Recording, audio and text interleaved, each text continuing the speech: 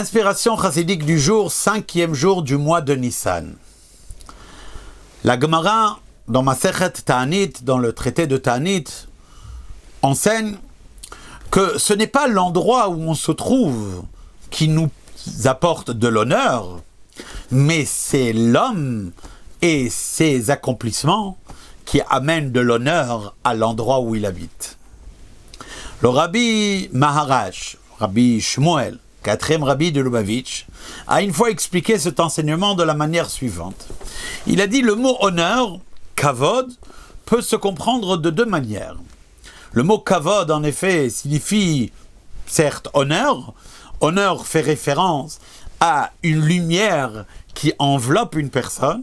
C'est quelque chose qui est au-delà de la personne. Il ne s'agit pas ici d'une force intérieure comme son intellect et ses émotions, mais de quelque chose qui l'enveloppe, donc qui vient de l'au-delà. Mais le mot kavod vient aussi du mot kaved qui veut dire lourd. Quelque chose qui freine et qui refroidit. Comme kaved lève Paro, le cœur de Paro est lourd. C'est ce que Hachem dit à Moshe. Et c'est ainsi que Rabbi Maharaj il expliquait la Gemara. Une personne ne doit pas croire que c'est l'endroit où elle se trouve qui l'alourdit ou qui le refroidit. Il ne faut pas croire que si on ne fait pas certaines choses, c'est à cause de l'endroit où on se trouve. L'homme est comment chez la dame Chabdo. Ce n'est pas l'endroit de la personne qui le rend lourd.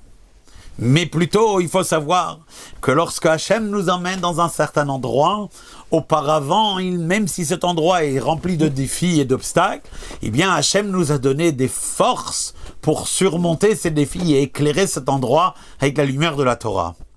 À l'instar de la Neshama elle-même, qui avant de descendre sur terre, reçoit toutes les forces nécessaires.